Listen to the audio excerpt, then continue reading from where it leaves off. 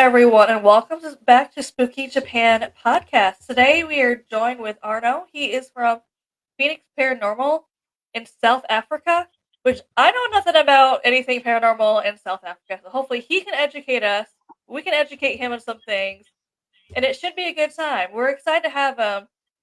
He's running on juice right now, guys, because it's past midnight there. So bear with him. Hey But we guys, are hey Amanda, hi Irene. Nice to meet you guys finally. I mean, I've, yes, I've seen your posts. I mean, with via Terry, we've met and everything, and it's amazing to reach out all the way across the globe to someone else, to fellow paranormal investigators.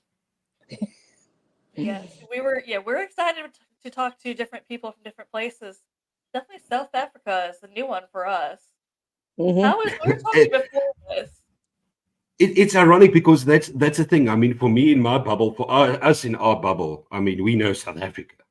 We really hear about people from, for example, Japan or from the US. Yes, you get all these shows, you get all these podcasts, but it's normal for us. So it's amazing.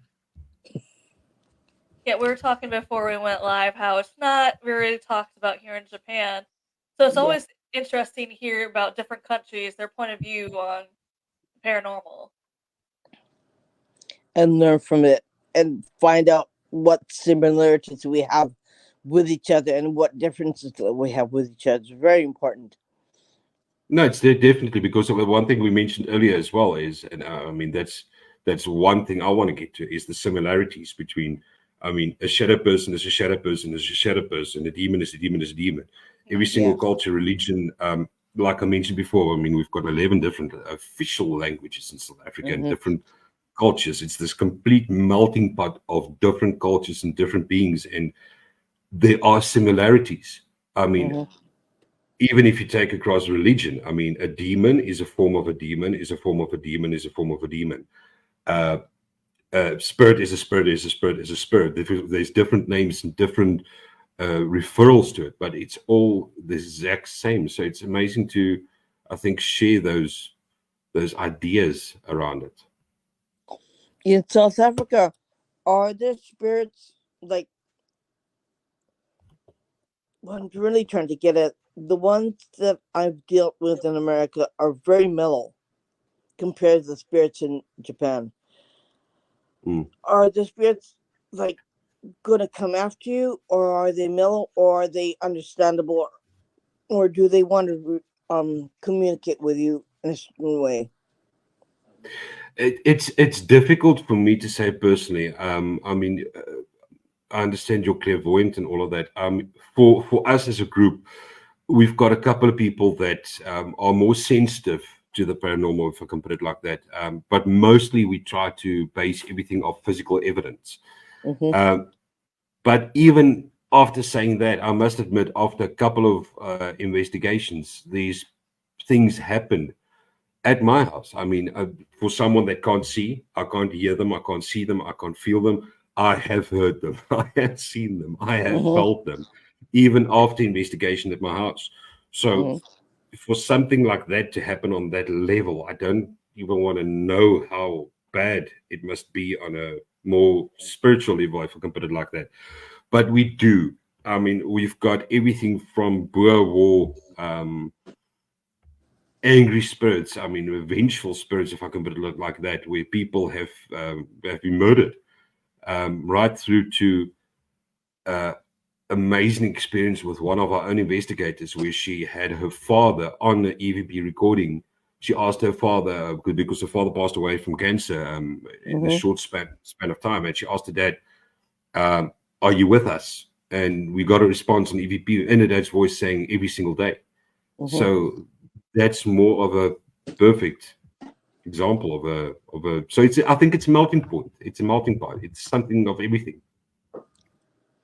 Because the spirits on Amanda's side are like there was tragedy on her side. It was sad, but they're more. You have to understand what they went through, and on this Mm. side, you have the more like I'm gonna get you kind of thing.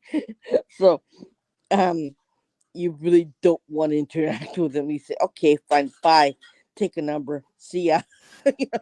That's the way that that's the way that I deal with it a lot. And yeah, you just okay, bye Must bye. admit, something is a demonic entity. I know a lot of people, and it's typical Hollywood culture, taking this one thing and blowing it completely out of proportions. I've been Yeah. doing this for close to 20 years. I've been involved in the paranormal, and I've only encountered something that I can truly say was demonic once, Mm-hmm. and I can't even confirm that. Yeah. That was the closest thing I've experienced to a demonic entity, and I've only encountered it once. So it's Yeah. not something that I think is so full on. Not every single spirit is a demonic spirit. It's No. not that biblical No. sense of No. demonic. No. No, it isn't, because I do residentials mostly, okay? And yeah, I didn't even come across one at all that was demonic. I think it was just dark entities, right? And who did something bad when they were living, so they become a nasty, you know what, when they did when they did, right? So it's nowhere near close to being demonic. And you're saying, okay, he's a nasty jerk. Okay, gotta get rid of him. Bye, you know. And I mean, it's not. I don't even remember if I even saw one demonic spirit at all. In all the houses that I did, nope, just entities and just spirits that need to be crossed over, spirits that need to leave. So it's. One thing I wanted to ask specifically, I mean, you mentioned now specifically, please correct me if I'm wrong, you're in, are you in Tokyo, and Amanda, you're in I'm Nagasaki. Nagasaki. Nagasaki. If we take an event, and I mean, I do not know the entire history of Japan, only from tons of documentaries, but I mean, the Mm-hmm. one most famous one of Hiroshima, where the atomic bomb was dropped. Yeah. If you think That at is about, all those lives, yeah. That's why what's that about? that's why spirits here are different for me down here than up in Tokyo, because she has a lot of the, Irene says, the suicide ones. Down here, because I'm in Nagasaki, we have the Hiroshima bombing 4 or 5 hours north of me. 2 hours away from me is the Nagasaki bombing. So we have all those tragic souls down here from that, but we also have reported a lot of more cryptid creatures here, and I Mm-hmm. think it's because they started appearing after the bombing. So we don't have, in America, there's like Bigfoot hunters out there who want to go out there and research them. We don't have anything like that here. It's mostly just me and Irene here. Yeah. So we don't have anyone wanting to go out there and find Bigfoot or any other cryptids that we have. So scientists came out and they're like, the best thing we're gonna say is it may or may not be a person or an animal got into the radiation and mixed with them, got in their DNA or whatever, and it altered their appearance to look like what we assumed was the cryptid. Yeah. And that's the amazing thing for me. I'm so happy you mentioned that. I mean, people always think of, if we talk about the paranormal, these days I'm trying to actually re-educate people here in SA, saying not necessarily the paranormal, but more supernatural, Yeah. where it's a combination of cryptozoology. It's a combination of cryptozoology, culture, and spiritual realm, and Yeah. even UFOs. You'll see my lovely UFO alien right there at the back. But I mean, something like cryptozoology, like you mentioned about Bigfoot. Yes, US started with Bigfoot. I think that's the most popular reoccurrence of Bigfoot. Then you've got the Yeti, that's similar and all of that. In South Africa, we've got something that's similar called the Groot Aap, which is literally, again, like I mentioned earlier, different cultures, same type of vibe. Demon is demon is demon. You've got this appearance of a great ape in US, in South America, in Europe, even in Japan as well. I mean, like you mentioned, the matter with the radiation, it's not completely unheard of that radiation can completely alter a normal rabbit and give it an extra leg. Now people think it's a werewolf rabbit or whatever the case may be, but it's definitely linked. And the thing is that scientists don't get funding that will. So if you want them to study, you have to give them a whole bunch of money, and they'll do it for you. Mm. But yeah, the funding for that kind of research is like down the tubes because it's not going to wow anybody, right? Yeah. No, not It's not here. mainstream culture. Yeah, yeah. And it's really sad because there's a lot of things that happened here due to we have stones that are hanging in the midair, and there's no rhyme or reason why, and they're saying that the aliens from outer space created the stone that made it hang from out of midair, and it's Mm. still around even to this day. But then you have a lot of people saying, uh, scientists say, "Oh no, no, no, no! That there's a wire hanging of it. There's no wire. Okay, it's just there like that." Mm. You know, everyone has a different opinion, so everyone clashes with each other. So there's no answer to it at all. Period. Okay, it's just big question mark, and they leave it as that.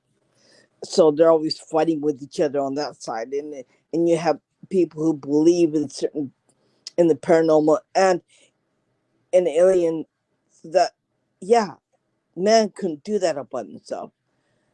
That has to be work of something else from outside the country. And yeah, it's just like it's like rubbing your cheeks with sandpaper, right? Mm. That's what it is. And there is a lot of um there's a lot of things in the sky in this country. Um, it happens every so often.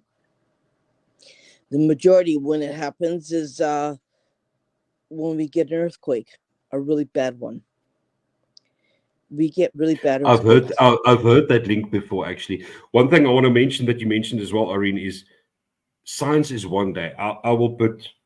I'm not a very rich man, but I will put money down to say that one day Yeah. science will be able to prove the existence of the paranormal, Yeah, of cryptozoology, if yeah, there's just enough research. yeah, So I completely agree.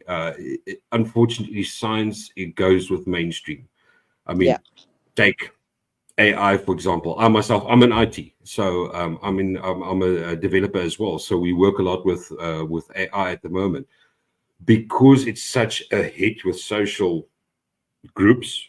They immediately pushed in more funds into that funding, into that research. mhm, So you take away funding from crops, you take away funding from animal life, from geology, from history, from all of that. You push this yeah, into now AI for character design, yeah, um, and it completely snowballs from there. Uh, yeah, One thing I actually read, strangely enough, I actually have to bring it up. I think it was in Japan. I saw it today, where they used AI. And I would love to get your opinion on this. They used artificial intelligence combined with virtual technology to bring back a loved one. So this article was more specifically. I'm going to quickly try and look for it as well. But it was a woman who lost her daughter on the age of 6 years old due to leukemia, and she had this experience where they worked with her voluntarily, of course, to recreate her daughter, and she has to see that every single time she puts on that virtual reality. So is it something that you guys would actually do? I mean, do you really want to bring that I spirit don't. into I don't. physical realm? I don't. Um, Another aspect of AI is what they're doing is if you get sick, if you have damaged, um, uh, like kidneys or intestines or anything like, they're working on a heart now. You can get an ear. You can get a man-made ear now. You can get a man-made intestines now. You can get all kinds of different organs now that are made in Mm. labs.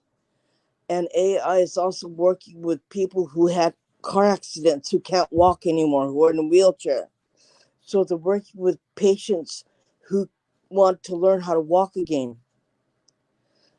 They're mostly in the Sure. medical field. Okay, Yeah. a lot of it's in the medical field. The other part is I'm not familiar with it, but if it's there, it's got to be there. And I haven't I've studied, I haven't researched it yet.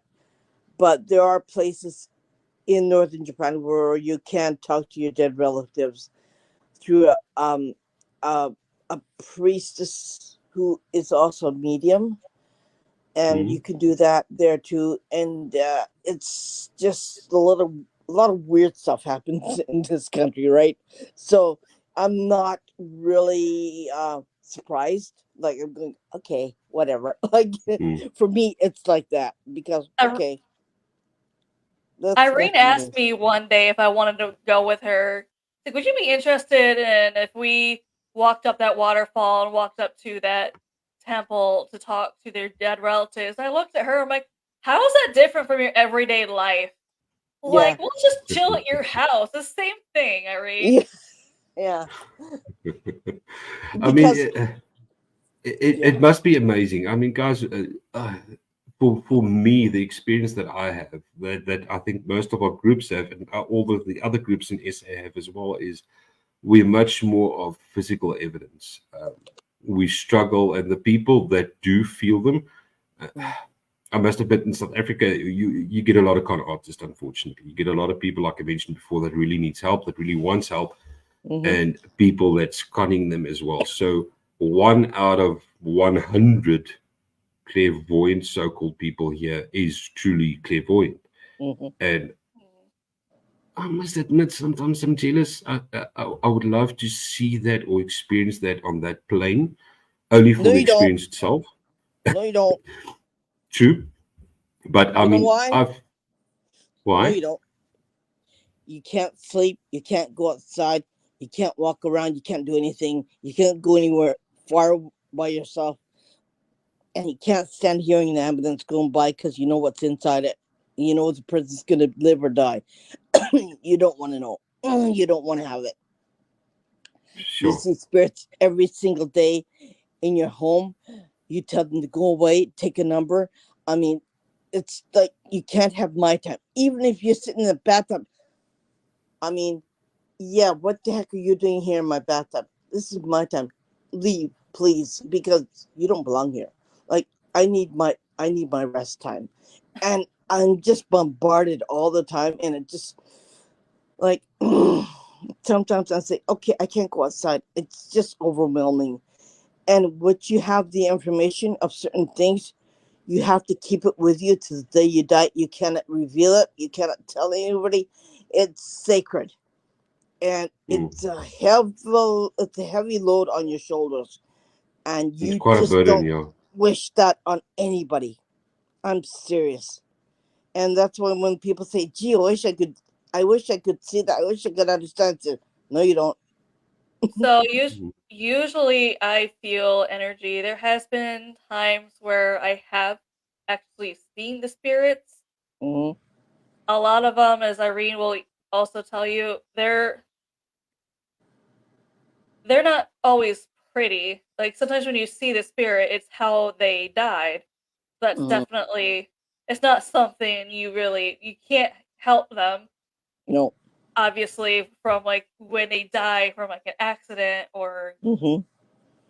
in Or if they battle. burn to death or Yeah, something like that. and Yeah. it's hard to see that. You Yeah. can't physically help them. Mm. No. If I can ask, everyone normally, everyone that's got to do with the paranormal or in the spiritual field or anything like that, they had an experience that brought them there. My experience personally was when I was in high school. I saw someone. Making a long story short, I saw someone in one of our back rooms, and because the topic was very taboo, I never really talked about it up until the day where I just randomly explained to my parents, "Listen, this is who I saw." I gave them a description of the person, and I found out that it was literally the person that passed away in the house before we moved in. Hmm. So that was my introduction to the paranormal. I wanted to know more. After I saw that and I experienced that, I really wanted to do more. So if I can ask you guys, Amanda, what brought you into the paranormal? It's just growing up. So I grew up in a haunted house, but I was also in a very religious household that no one really believed in it. When I say religious, I was a Baptist minister's daughter. So also the paranormal wasn't Cool. really looked into. So unfortunately, when you are in a haunted house and it's being ignored, or it's one of those things where no one really believes in them, I wish I could go back and help my younger self because now I know how to deal with them. Back then, it was the scariest thing in the world. But now, Mm. like, you also don't know where to turn to for help in that situation. So eventually, when I got older, I still had the gift of being able to like feel the energy of exactly where a spirit is, if it's good or bad, that kind of thing. Like I could just kind of tell. And I could also had a gift where I could also sometimes hear them. Mm. Wow. So yeah, so I would have that gift going. So that also got me more into the paranormal because I tried to ignore it for the longest time, but after a while, the spirits say, "No, we know you have a gift. We know you know I'm here." So it's almost a thing of once you see them, they see you. Yeah, but the theory is what I've heard from several people is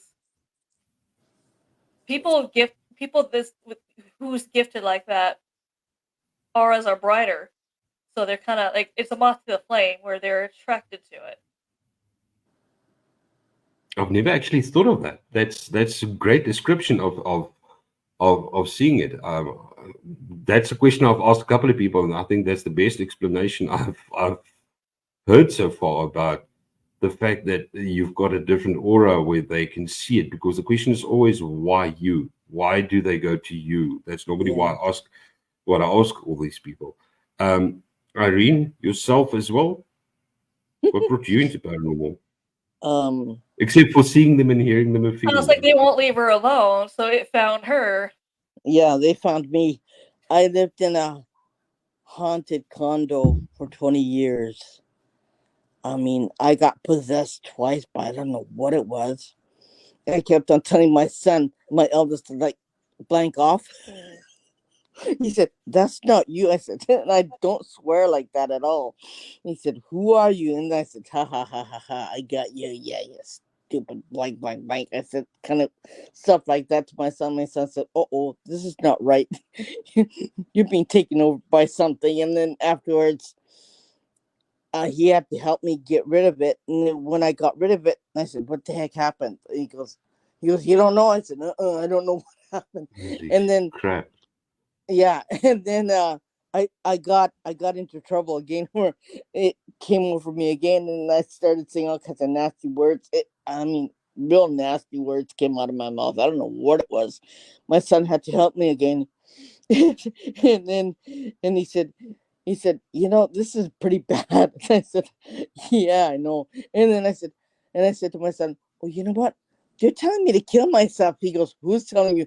I don't know. I'm hearing those voices to kill myself. And he goes, Wow. what? And I said, yeah. He goes, you're in trouble. I said, dang. Oh, And I said, so I gotta turn this off. So I turned it off, and they said, we know you can hear me. You know you can hear me. I know you can hear me. So quit playing. I said, no, I can't hear you. I said, no, I can't hear you. I did that for the last 3 years, and then we moved up, and that's when everything all came in full circle. Where now mm, I'm working with clients. I'm helping them talk to their loved ones who had passed away, and so we can create some kind of closure with them. So that's what I do in my spare time. It's pretty busy, and I do cold cases sometimes too. And yeah, that's pretty nasty too. Like, yeah, you don't The want to know problem with what I see. cold cases is she can't Yeah, go to the police with what she knows. no, It's just not. no, I don't have to I go was there. I just about to go ask there. about that. Yeah, So I you just can't go go to the there. police with it. you I can't just because it's go one of there. those you I can't know explain how you know. who. I know the description of who did it. I know what he wear. I know what his face expression was, and I know what color his hair is. Right, Sure. and I know. You see, I think I think that's also a big difference. I mean, I go out. Our group. I mean, we started the group to specifically go out to find proof of the paranormal. Mhm. In the beginning, I mean, 15, 20 years ago, I would have said, yeah, we went out for proof of the paranormal so that we can convince the non-believers. Today, I really don't care. Either you believe or you don't. Mhm. Right. And if you don't believe, you up until you have an out of this world experience, then you Mhm. won't believe. But for me, I go out to look for the paranormal. I mean, for you guys, it's always just there. Yeah. Um, so as far as I can hear, it never switches off. No, it doesn't. It doesn't switch off. And the hard thing is that I I do a lot of children who were killed, murdered. I do a lot of children who died accidentally. Uh that's my field. That's what I do, and I hate it. I hate it. I hate it doing it. Especially with kids. I must admit. I mean, I've got two daughters. Yeah. One's 7 and one's 13, and it's always a touchy point. I actually, at a stage in my life, I stopped investigating. I took a break because it was starting to affect, rather not affect my kids, but stuff started happening in the house. Every Yeah. single time after investigation, that's what I mentioned before as well, where um hi Rita, where after the investigation we came back and we had a specific bookshelf and Mm, books started just flying off the shelf. I mean, when I say fly, I mean I'm literally just, it's like someone ripping it off the shelf in the hallway. mm. And that's where I realized, and I said, okay, you know what, stop. It's affecting my kids. um, and we can't go further with it. It's amazing you talk about kids as well. There's a case here in South Africa that's very popular in our news cycles, because I think it's just something that happened. This little girl in Cape Town. So I'm in Pretoria. It's more of the top part of South Africa, but in Cape Town there's a local municipality called Saldanha Bay, and there's a little girl, Jocelyn Smith, that disappeared. And later, the court case is still ongoing, but they haven't found any traces of her. And it came out that the mother and the father sold her to a so-called sangoma, which is a traditional witch doctor here for Muti. So they would use the body parts, especially what made this child unique was in a community of mostly colored people. She had pure white skin. So she stood out, and they used her and they sold her for 20,000 rand. That can't even buy you a car. That your parents would sell you for 20,000 rand. And she's still missing. They have no idea where she is. They're running into blocked wall and blocked wall. And it's amazing in today's society where they still don't use clairvoyance, or they still don't follow leads from people coming into saying, you know what, I felt something in the spiritual realm, or I saw this, please try this. I can understand it can completely get out of hand, but I mean, it's just scary in today's day and age where you don't follow up on all those leads. I could help you right now. She's in pieces. Her body's all in pieces now. They cut her up and they use her body parts for whatever spells or whatever. Um, yeah, and they have her head kind of like on a mantle. They keep it hidden away. So they, oh my God. And they drained her blood too. And they put it in a vial. Yo, Yeah. And her organs were all cut up and they're all used for special potions that this guy used. mm, Ah, you're never gonna find her. You're never gonna find out anybody because no one's gonna talk to you about it. And I see her right now. She's right here in my hands. She's got my hands here. She's holding my hands here. She's telling me sure. that you're not going to find anything. No, cases like that is sensitive. I must admit, we've been to a couple of, we prioritize. We get a lot of people contacting us with private cases. So we've got our public cases and we've got private cases. And normally what we do is we prioritize private cases, especially with children are involved, above everything else. It hits home. It's much more sensitive. And that's where you have to draw the line. And that's what pisses me off so much. People charge money for investigations. People that we actually get them in South Africa as well. Like I mentioned, we've got quite a couple of groups, and you get people that charge fees to go out and investigate. And for me, that's a special kind of low because, Amanda, I mean, you mentioned before, you're scared. You're a child. You have no idea what's going on. You have no idea who these people are. All you want to do is you want help. That's what I did. After I experienced it, luckily, I found help in the form of Shemaine, it's myself and Shemaine who's the co-founder. We're the co-founders of Phoenix Paranormal.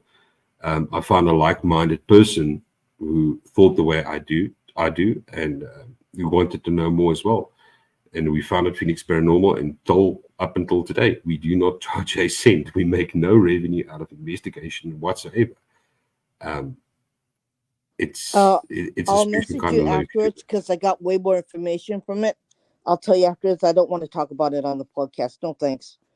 It's just Yeah, too that's why I actually disturbing. tried to change the topic. Sorry about that, Irene. Yeah. I didn't know you were that sensitive about topics, or anything like that. But I'll appreciate if you can send me some information afterwards, but we'll chat afterwards as well. Yeah. In fact, I just sent her so she can be in peace now because she was wondering. She came to me and she told me what happened to her. And yeah, I'll tell you afterwards. I'm not going to tell you here. No thanks. This is going to be a PG-18 if we did that right. It's going to be R-rated if we did that. Welcome to South Africa. Unfortunately, everything here is PG-18 rated. It's a lot of the places we investigate is quite Wild West. You've got to worry more about the physical harm than the spiritual harm in some of the locations. See, when I grew up and started learning about the paranormal, I always thought it was like the unwritten rule in the paranormal that if you're in a team or you investigate, you're not supposed to charge. Then all of a sudden later on, I'm learning people out there charging. I'm like, but why? It is supposed to be something that you're not supposed to be charging for. Yeah. It's not like a 9-to-5 job that you should be charging anyway. I can understand it absolutely to a degree. We're running into problems here right now in South Africa. We've got so many places, we've got so many locations, but unfortunately, due to Hollywood and popular mainstream TV channels, they started charging fees.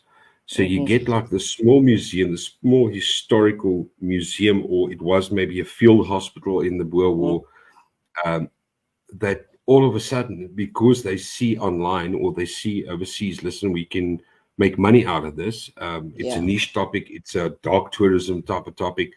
Now they're starting to charge a fee to investigate. They're calling it normal filming fee. So locations we've been to how many times in Pretoria, all of a sudden, I have to try and give it in perspective. All of a sudden, they're charging an hourly rate. If I would have, let's take Melrose House, for example, here in Pretoria. If I would have had to go there right now to investigate throughout a normal, let's say 6-7 hour period, that's not even long for investigations. It would have costed me more than my monthly salary to pay them. Yeah. So they take this bar, they up the bar so that only these big production companies can afford it, especially over US companies that pays in dollars. And it doesn't make it affordable anymore. So there's no more locations you can go to. And so I can understand to a degree why they're charging. What a lot of people right now, what we're doing is they're doing almost like a ghost tour. So they're trying to combine the ghost tour to make a deal with the museum to say that if we get people on the ghost tour, they pay a fee to the museum. Can we go investigate? But it's one hand feeds the other, and it's difficult because as soon as you make it about the money, people want that. They want that drama. They want to know, oh, it was a murder. I can see the spirit. He was a violent spirit, and they're scared, and everyone's there for the thrill and not the actual investigation anymore. Yeah. That's where I That's draw one the thing. line. That's one thing we started doing as well. I mean, because we've been doing it, I'll admit, I'll be the first one to admit, in the beginning it was a thrill. So when we Yeah. started out, it's a thrill. You need answers. You saw something that you couldn't explain. You go into Yeah. it. You get this adrenaline rush out of this ghost hunt, and that keeps happening, and eventually it morphed. It changed into something where instead of we're chasing spirits and chasing ghost hunting, if I can explain it like that, Mhm. we're much more into cultural preservation right now. We're trying to preserve the history about these places. We go out, we find the local legends, find the lore, and we just try to document it, trying to remember stuff that people are going to forget because Yeah. ChatGPT does not know about this historical place Yeah. yet. I get that. I don't charge anything either. Mine is all free. Um, all I ask is you be honest with me. Yeah. That's all I want. And if I make the time for you, you better be there, square. Um, and I just, that's all I want. And if you play the Ouija board, please tell me that you did that, because I had a couple that did, and they lied, and I couldn't get rid of it. And I reached out to other people, and other people couldn't get rid of it. Well, you know what happened, right? The house burnt down, and I think they burnt their own house down because they couldn't get rid of whatever was in it, and so blah blah blah. The end, right? And then my work's done. But yeah, please be honest what you do. I mean, don't lie to me, because I don't know how to approach what was there. I don't know how to get rid of it. If I need help, I need help. I'll ask my other clairvoyants, I'll ask other groups to help me. But I'm going to go up my way to ask other people to help me. You better be honest with me. Because if you're not, I'm going to dump you like a hot potato. Think I of can it as understand that. Because, sorry, man, go ahead. think of it as if you're talking to your doctor. If you're not completely honest with your doctor about everything, Yeah. you may not get the right Diagnosis diagnosis. or Same medicine. thing. Yeah. Yeah. They won't give you the right medicine and it won't be cured. Yeah. You still have the same issues. Same thing with that. Is if you don't completely tell us, we can't properly go in there and know what we're dealing with. Yeah. That's what I wanted to confirm as well. Even if you think about it from a logical perspective, that I come from, if just someone just comes to you and tells you, listen, I've got a problem, you need to understand the problem better to focus on that problem. Otherwise, it's just shooting blind. You have no idea where to start with the problem, and it's just going to become more complicated. So the more information they give you, what we do with investigation techniques, though, is it's either myself or Shemaine. It's normally the lead of the investigative group that knows the entire history and the claims of the location. And we don't specifically tell that to the investigators going, because you just want to emphasize the evidence. If I have someone, if I know, for example, there's a girl called Amanda haunting this place, and my investigators don't know it, and they come up with and say, listen, we got this evidence of someone called Amanda, then it makes that evidence much more sustainable and much more accurate, rather than saying from the beginning, listen, there's a girl called apparently Amanda haunting this place. Amanda, why are you haunting this place? Why are you haunting this channel? I don't want to tell me what's there. I just want to go in blind, because if I go in blind, I can deal with what I can deal, and I can see what I can see. I don't want information. I don't want any DPs. I don't want anything. Don't show me nothing. And I'll go in there and I'll see what I can get, and I'll see if I can tell you whatever. That's the way that I like going in, because anything else would interrupt what I'm seeing if it's in my head. Mm. And people say, you're nuts, because if you don't go in blind, aren't you afraid? I go, why should I be afraid of it, right? It's all, they're dead, like, Fear the living, not the dead. yeah, Yeah. yeah. We've But we've got actually one thing I wanted to mention to you guys is, I mean, we're talking about different cultures, different a melting pot. A lot of the African cultures in South Africa and Africa in general believe they're quite verbal with their belief in the afterlife and verbal with their belief in the spiritual realm. For example, I think everyone knows Nelson Mandela. Famous South African president Nelson Mandela brought democracy to South Africa. So when he passed away, they actually had to go as far, and please, any South Africans watch me, don't quote me on my history. I'm very wired right now. But they had to take a special kind of branch or stick, even take it where he passed on, and they had to physically take that, not just fly, but physically travel with that branch right through to his hometown where he was going to be buried. Because of the belief that you need to pick up the spirit where they left off. They don't know the way home. And you almost guide them right through. Whereas English cultures, Afrikaans cultures, if you die, you die. That's what happens. Your spirit goes maybe to wherever it goes. Another question. You see, I'm just throwing stuff randomly here. Afterlife. What's your belief in the afterlife? If you're unhappy with your life now, you have permission to die, take your own life, and be reincarnated, be happier in the next life. It's not a Christian thinking, right? Because 90% of these people are Buddhists, right? So yeah, I mean, but then again, we put our pets to sleep. There are some assisted dying places that you can do if you have terminal cancer. You're full aware of who you are. You can pass away peacefully. So, I mean, where the hypocrisy with that, right? So, it's like putting yourself, saying that, yes, I'm not happy with my life. Yes, I'm in. It's torturous. So I believe that I should be able to finish this life and start a new life. Mm. And it's throughout this country, okay? Buddhist monks used to go in a cave and drink nothing but this poisonous bark from this tree to make themselves a mummy. If they become a mummy, then they have extra power to their lives, right? And of course, it's against the law now. The police department will come after you, right? Come after the Buddhist temple for doing that. But yeah, it was an in thing to be that way, right?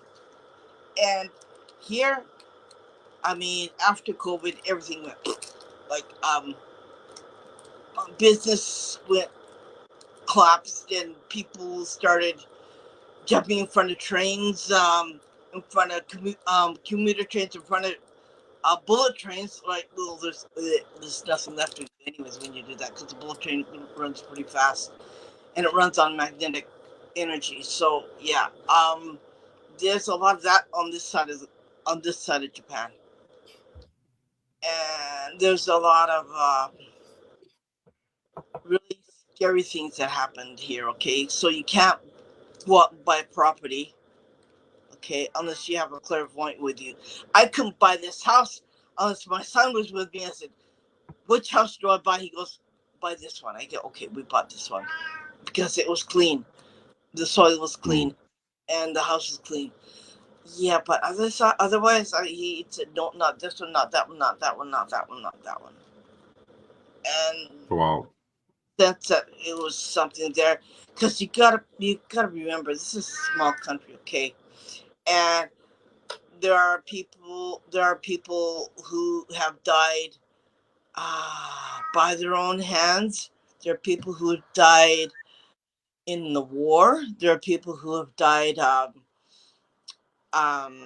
committing suicide with a sword long time ago, right? So you got that energy. That And was, if I correct me if I'm wrong, the old samurai thing, where you, I can't remember the term now, where you would kill seppuku, yourself rather than it's called seppuku in Japanese. So you got, seppuku. Seppuku. and they're all over the land, so you don't you don't know, where do I move to, right? I want to buy a house. Where do I buy a house? Get a clairvoyant. Have me help you buy a house. If it's clean, you buy it. If it's not, you Dutch it, right? So yeah, that's how bad it is in this country. Because I wanted to buy a particular piece of land and build a house on that.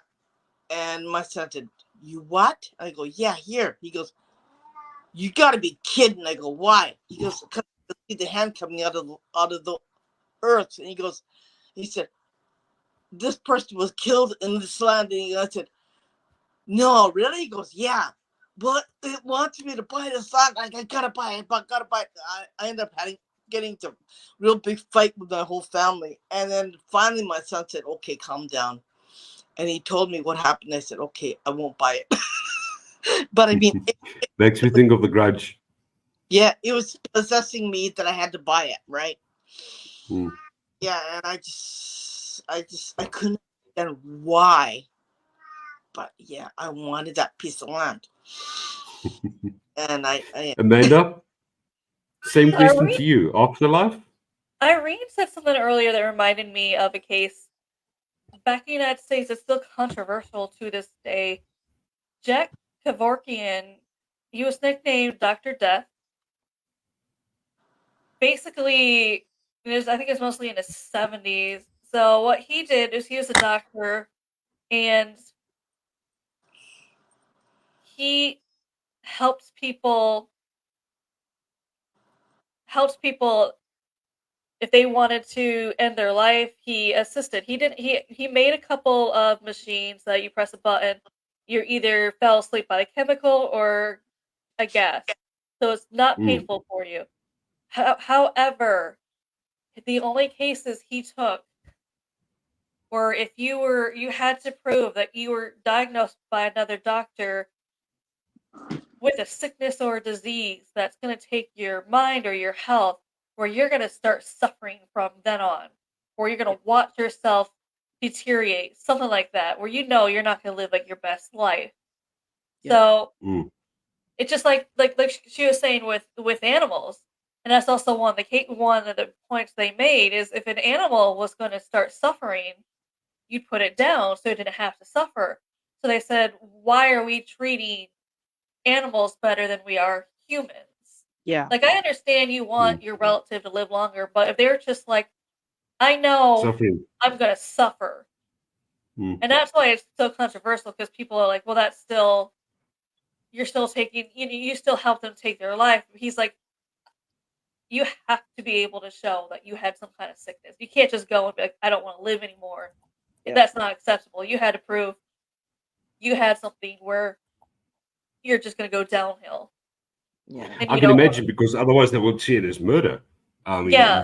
I don't even want to imagine all the licensing and everything you had to get into place to legally kill someone. I mean, there's no better word for it. But yeah, so I can imagine that you have to make sure, and you have to ensure that um, any case you take on, that you follow the legal routes. hmm, Otherwise, you're going to get into big trouble, excluding the fact that need to live with that on your conscience, on your soul. He built that's Um, a he built some machines that all they had to do was push the button. He didn't push the button.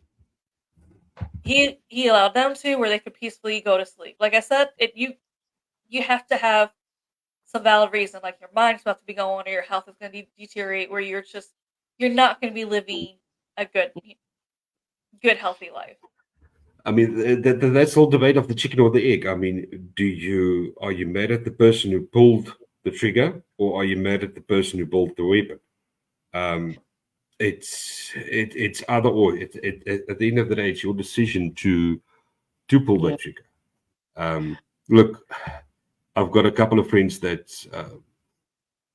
it ironically enough, we're getting back to the whole topic of Dr. Death and suicides and all of that, which brings me back to the suicide forest. I mean, as a dark tourism fan, I would love to see that, but I don't even want to imagine the sorrow behind it, Yeah. because I mean, Take you. I've got a couple of friends that's linked to suicide and suicidal, and I'll take you. it takes I'll, a lot of inner strength to actually go through with something like that. I mean, they normally say, yeah, people who commit suicide are weak and all of that, but imagine the self-control you need to have to actually make that active decision to say, I'm ending it.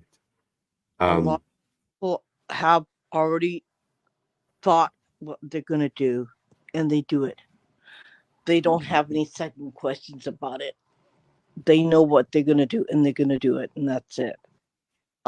They already committed themselves to do it. It's just something that you got to understand. This country, it's a little bit different than everybody else. Okay, they think a little bit different. Um, Mm. uh, they're really religious in a certain way, not in a Christian way, but in a Buddhist way. So, you got to be at peace with yourself in a certain way to be able to do that, right? And to take yourself out. Yeah. And Um, it's a scary thought. I mean, I'll be man enough, I'll be honest enough, human enough, rather, to admit, you know what, I tried to commit suicide once. Divine intervention or whatever the case may be, but it didn't happen. yeah, And it's it's literally a thing of just like that. And yeah, we had that thought of, you know what, do it, versus, I'm also, what did I just try to do? What did I just do? yeah. I agree. Uh, sure, it's a difficult conversation, but getting into the suicide forest. I mean, please, as locals, I mean, I would rather hear it from your voices than anything you can read online. You can only read so much online, but the suicide forest itself. What? How can I phrase my question? What enticed people to go there in the first place?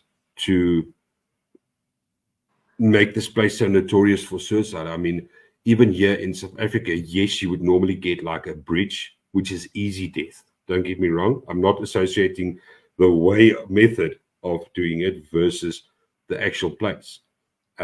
We get a couple of bridges here that's famous for suicides because of the fact that they know that that bridge is high enough. If I jump here, I'm not going to be paralyzed. I'm going to pass away. Versus a place like the suicide forest, and it probably has another name. I truly apologize for that, but people just go there to end it. Is it more of the place being haunted and pulling people in, or is it just I of personally, everyone going there? I personally think, and I haven't been in this part. I haven't been in this forest, especially in that part, to really feel it, to really know for sure. But I personally feel like there has to be like a portal there that's open or something. Like, I'm not sure if someone went there and they opened a portal or did a ritual or did something. And the reason why I say this is something draws you to that part of the forest. That part of the forest is different from than the other parts of the forest. Like the you only hear about that part of the forest, and I really can tell you like things trees can grow in weird directions. They can like turn and swerve, and even scientists are like, I can't explain why these trees over here are not growing straight. They're just you see pictures of them literally just all over the place turning. There you don't see animals, you don't even see snakes, you don't hear birds. But then there's another part of that same forest where people have actually I've seen videos of because people are like you have to see this part. It's the complete opposite. Mhm. or it's Mm, peaceful. mm. People go and hike there every day because they're Mhm. like, it's so serene, it's so beautiful. You feel at peace on this part of the forest. So there's like a part of the forest where they know you cross here, that's not the good part of the forest. And then over here is a nice peaceful area. So that's why there has to be something over there drawing it to that part. I don't exactly know what it is. No one's actually gone in there to find out further. But it's almost like I love what you just said. I really love what you just said. Sorry for interrupting you, Amanda, because it's fine. that's the thing of guilty with association. If you think about the suicide forest, immediately, I mean, I did the mistake there. I called it the suicide forest. Yeah. That's what It's not the yeah. tranquil forest. It's not the beautiful forest. It's known as the suicide forest because people just The like bigger gruesome stuff. reputation But of it. Yeah. exactly. But there is a side to everything in life that is stunning, that is beautiful. I mean, even here, I have to take association here as well. We've got literally one street, Mansfield Avenue, that separates upper class from lower class. I mean, we're not talking about a general slope. We're talking about boom, boom, Mhm. just like that. And it's the same thing that it sounds. Let's start with that. Irene, what's the proper name of the forest? Or is it What's the name of that forest? Aokihara Mori. Aokihara. That's why I let her say it. Aokihara? It's not easy. Mhm. Aokihara. Yeah. There's another part to that. Is they got 5 lakes near there. They're all dead. There's no. The trees have no leaves on it. The water is black. It's just. I've been there. I've seen it. It's creepy as hell. I mean, yeah, it's another party hell on earth. Okay, but that area is all under Mount Fuji. Mount Fuji is a active, okay. It Yeah.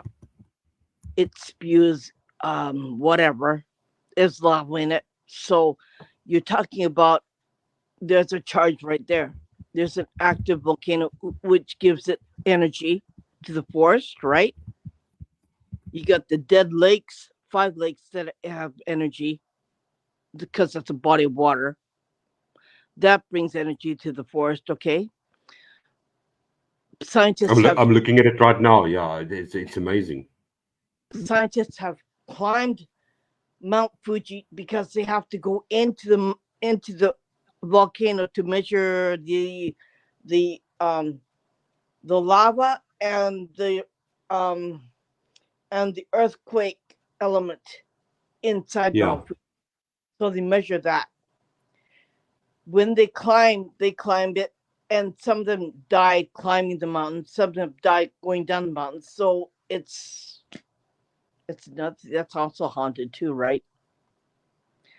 So, my mother has told me that. So she said that that whole area is just charged with energy.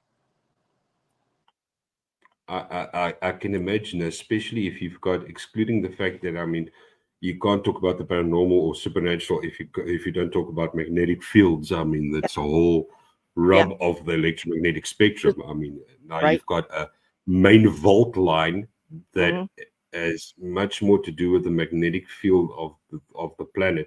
The ley Mm-hmm. lines, for example, Mm-hmm. best way to explain it to people is it's a magnetic field. It's where the magnetic field is the strongest, Mm-hmm. and it follows a natural, almost tree-like progression throughout the country. So I can imagine it's a very charged place. Yeah, Um, it Bringing is. it just on a lighter side, we talked about earlier about Hiroshima and all of that. We're talking about millions of people who passed away. Yeah. You guys being clairvoyant, isn't it a bit crowded? That's a joke I heard the other day as well. How crowded is it in the afterlife, seeing everyone around us? Because we're talking about millions and millions of people. And it's normally, if you take about the case studies, they always talk about the lady in white, the lady in gray, the lady in black. It's never about Britney Spears just popped up, or I've got a new pop star age clothing and all of that. It's always this vintage type of Yeah. entities that we normally see. I've told Amanda another place is It's like the suicide forest, but it's a suicide waterfall. I've told her about it. Nobody knows about it. I know about it. It's called Keon Taki. It's called the name. Keon is the name, and Taki is the waterfall. When Japan lost the war, a lot of people wanted to die. So they climbed the waterfall and they jumped and they killed themselves. And Wow. right, I got a whole bunch on my phone. I can share them with anybody if you want me to. I mean, you could just, if you look at it, the waterfall, it's beautiful. If you take a still photograph, you could see the images of the people climbing the rocks and jumping off the waterfall. It has to be a still picture. I think it's residual energy. I mean, kids who go to school, they all have field trips. So they all take a picture of the waterfall. I said, "You're kidding, right?" He goes, "Yeah." My son brought this picture of me. I went, I'm like, "Yeah, yeah, yeah." And he goes, "Yeah." And that's why I didn't like standing there, and I could see his face. He was doing this because he could feel it. He could feel the energy behind him. He was doing ooh, like this, and I could see it. I said, "Man, you made a icky face." He goes, "Well, look behind you." I go, "Okay, look behind me." I go, "You're kidding." He goes, "Yeah." I go, "Holy cow." I saw this old man, this old lady climbing the rocks and jumping. Yo, Yo. And that must be bad. We had a and, similar and that in baby the Boer. Hmm? gotta go. She goes, "Yeah, we'll go." And I said, "Yeah, it's all in the northern part of Japan. It's kind of like funny. It's on the way to Mount Fuji." Like, It's oh, why? But yeah, it's the most it's free. strange enough what you mean. What you mentioned now is so true. It's always these strange occurrences that happen. If you take, you mentioned now the northern Japan where all of these things happen, and if I really have to think about it and admit, even all our legends, it forms a natural path. I mean, we've got this massive, we call it the Karua, Yeah, this massive piece of open, flat, desert type land. Nothing comes out there. There's no stories. There's no legends. There's nothing. There are people living there, but there's nothing. It's only the main parts of the country where they actually arrived in Cape Town and they immigrated inland up through from KwaZulu-Natal right through to Pretoria and Joburg, where you get all these stories. So it just adds a bit of fuel to the stories to take that natural progression of people following the legends. yeah. I mean, there's a lot of. I'm wondering, medicine. I want to go and I want to do a study of how would they react to me being an American, wa- and these people who are killing themselves because they lost the war, because Japan lost the war. How would they react to her? That's different to how they react to me, right? So Yeah. it's kind of interesting. And I had a friend what I did a podcast when I went to Hiroshima, and I talked to an American spirit um who was giving out blankets and food to the people who got hurt during the war, and all of a sudden he was killed because the atomic bomb killed him, and it freaked him out and it hurt Mm. him so hard.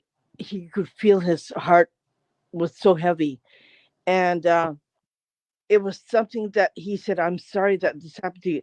And I lost the podcast 3 times. My phone went and I couldn't get back in. Whoa. So tell me about it, right? I mean, the energy around that area is so it makes your heart go heavy, right? Yeah. I And mean, just thinking about the history of it, that's what gets me all the time. If you yeah, stand on a place and you go to these locations, imagine how amazing it would be just to. I'm not talking about spirits necessarily, but just seeing how it was way back when. If you yeah, can have a flashback at that moment to see, oh, muscle, there was nothing here. These people came through. This happened. Yeah. It's that significance build-up of the history that happened at the location. If those walls could talk, why could it not tell you? You know what? The picture that I got from the Google that shows that place as a place to visit, historical place to visit. That picture's all haunted. The pictures that I got from the Google is all haunted. Like you could see 1, 2, 3, 4, 5. You could see all the spirits in that picture. Seriously, I'll share it with you after the thing. Yeah, please send it through to me. Like you go, and I said, okay, blow it up, increase the picture, blow it up, look at the picture. He goes, and my friend said, holy cow, you're right, it is haunted. I go, you bet it is. I said, and he goes, yes, look in the trees on the right hand side. He goes, you're kidding. I go, yep, the whole area is just really haunted. I didn't go to any of the museums. I didn't do the podcast with the museum. The building itself was one particular place where you could see it with your own eyes. And yet it was freaky. It gives the chills. I mean, at nighttime you could hear people screaming. You're screaming from that. We've got one of those locations as well where you can hear this. There's one called Kaapse Whip, Devil's Triangle, as was the old name as well, where you could actually, the legend goes, and there's quite a couple of people who said you can actually still hear children screaming from the mountainside. It's all in a little valley, and a lot of people died, and there was also someone who actually kidnapped and murdered children in the area. And the legend goes that you can actually hear the children screaming and yelling in the background. That's also, by the way, if people wondered, why do we investigate at night after dark? Literally, that's name. It's quiet. That it's so peaceful, so quiet. You've got so many sounds during the day, traffic going past, birds singing, wind, everything just taking away your sound quality. So it's just better after hours, after dark, to just listen. I think people don't listen enough. If you just stay quiet, stand back, listen, you'll hear them. Was hard too. I had a lady came and visited me the first night we slept in that hotel in Rica. And she woke me up at 2 a.m. I go, what? I said, who are you? I said, okay, I'm gonna go back to bed. Good night. And I told my husband, how old is this hotel? He goes, I don't know. It was refurbished, okay? I said, I mean, this. I said, and he goes, no, really? God. I said that to him. He goes, I didn't know that. Well, I said, I had a lady come to me the first night, and I go, you're kidding? I go, yeah. I mean, I wasn't expecting that, right? I woke up at 2 a.m. I had to drink a cup of tea because I couldn't get back to bed again. Freaking out like. Once I wake up, I can't get back to bed again. Okay. I've got the same issue. As soon as I struggle to fall asleep, I think that's why the paranormal is so suited for me. I don't sleep a lot, but except for now. If I get to 24 hours, then my battery runs out very quickly. Freaked me out, and I go, "Oh shoot!" I was like this. I was cussing because I was so darn tired, you know. And I woke up that morning. I said, "Oh, I felt like I was hit by some bricks, you know, were thrown at me." And I go, head on collision. I go, ooh. Paranormal hangover is a real thing. Yeah. If you've never investigated, you don't know what I'm talking about. If you investigated, you're doing what Arno's doing right now, shaking your head. You're like, yeah, I know what you mean. I felt it. Yeah. Paranormal hangover is a real thing. Yeah. Ghost fever. Yeah. Yeah. The next day after investigation, we were trying to sleep, or you're first trying to wake up afterwards, or even like the day after, you're trying to finally catch up and sleep, and you wake up, you just have that paranormal hangover. You're going.